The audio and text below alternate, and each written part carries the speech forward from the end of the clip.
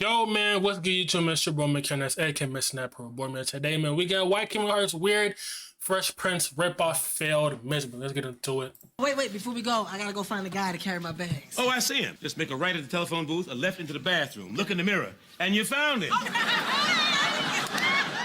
No, you didn't land in an alternate universe. This isn't the Mandela effect at work, and you aren't misremembering the plot of an iconic 90s TV show. This is The Big House, a family sitcom where a fictionalized version of Kevin Hart moves from a wealthy area of California to Philadelphia to live with his working class aunt and uncle. In other words, the plot of The Fresh Prince got flipped, turned upside down. And we'd like to take a minute, just sit right there. We'll tell you how Kevin Hart got to parody Bel-Air. I'm not used to the cold weather yet. You mind if I shut this window? Actually, if that window gets shut, the carbon monoxide from the water heater will kill us. So I like to leave it open. In the early 2000s, Kevin The thing is, no, we know the early 2000s, Kevin Hart was going crazy. I feel like the plot for French Prince Bel-Air ripoff, going from LA to Philly, they could have made their own plot, could have made why?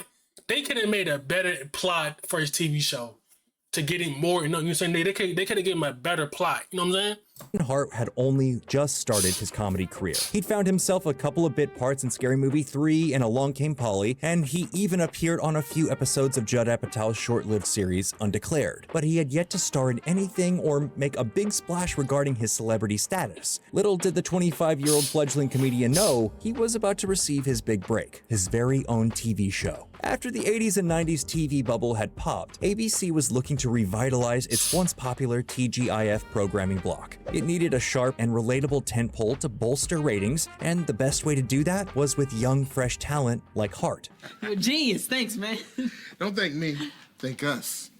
Behind the camera, ABC had roped in one. You gotta understand, bro, the plot could have been better than what they put. Now, I did watch the episode. They could have done a better plot for his TV show. It could have been a way better plot than what they put out. Like, come on now, bro. They came up with Family Matters, Full House, and y'all couldn't come up with nothing. Like, come on now. Of the top creative minds they could find to build the show from the ground up. That mind was David Zuckerman, who was best known at the time for developing Family Guy with Seth MacFarlane, and, oh yeah, writing and producing The Fresh Prince of Bel-Air between 1993 and 1995. Fresh Prince ended its run in 1996, but remained popular in the 2000s through reruns on ABC's competitor network, NBC. Hey, who turned out the lights?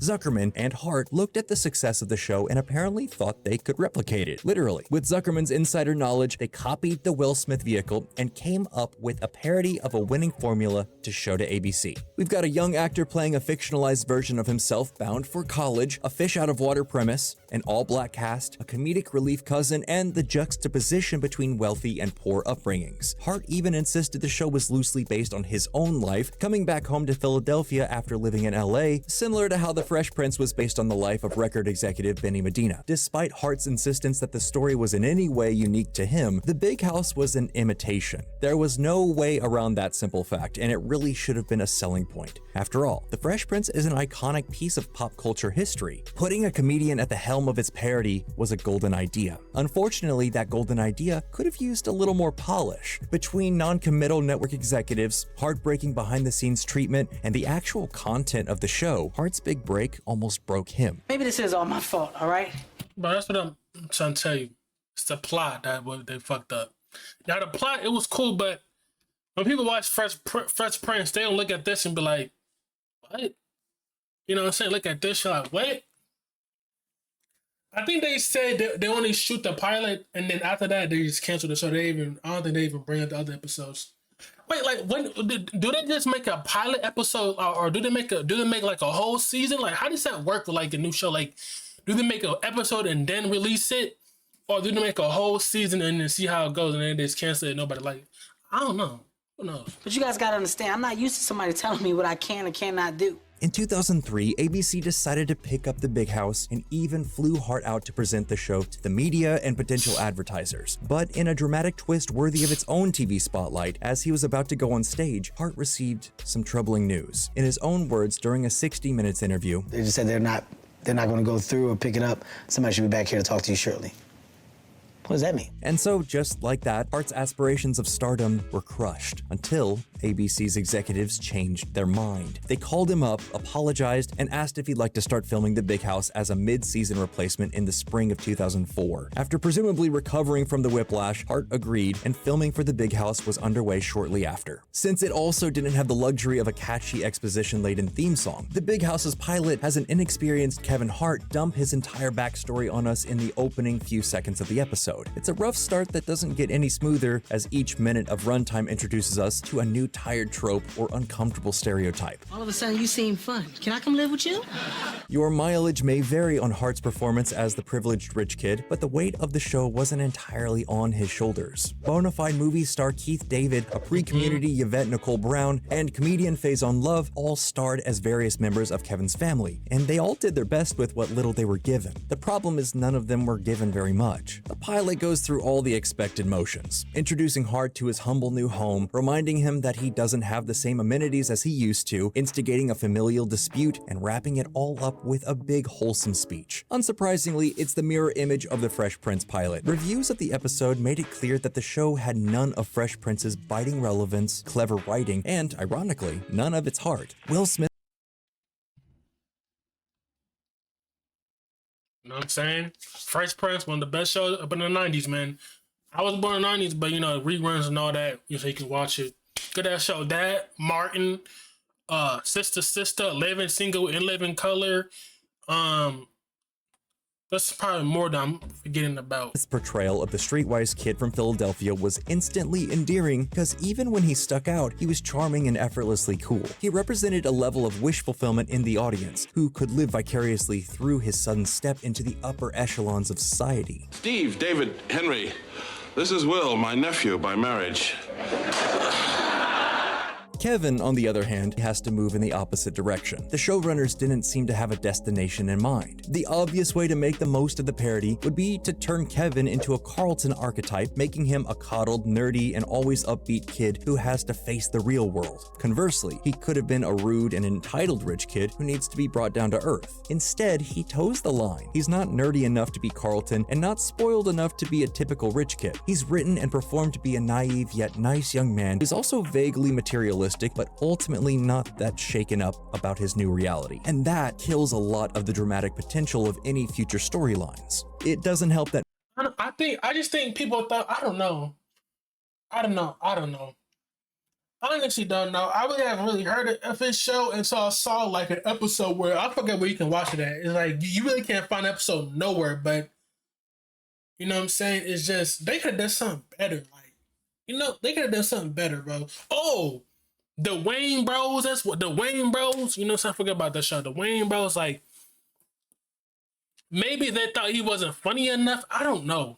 They probably thought he was funny enough. The nigga was short. Who, you know what I'm saying? Who knows, bro? many of the house sets they built are indistinguishable from every other moderately nice house that's ever existed in a sitcom. When Will arrives in Bel-Air, he makes it clear that he's had a rough upbringing and that the bank's home feels like it's from another world. The most Kevin can muster in the big house is a distaste for his basement bedroom. I like what you did. the stains on the rug go nice with the stains on the couch.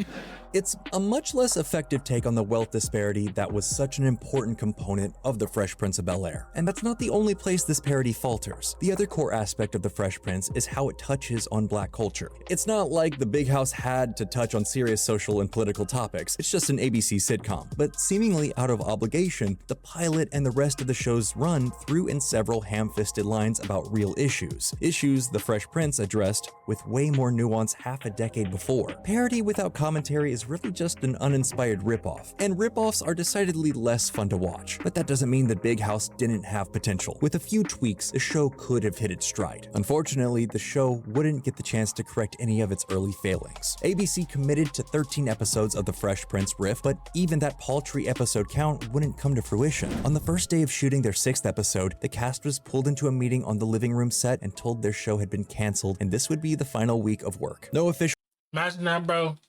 Shooting your 6th episode the first week, and they saying that shit is canceled. They know that the show was trash. They didn't even get the.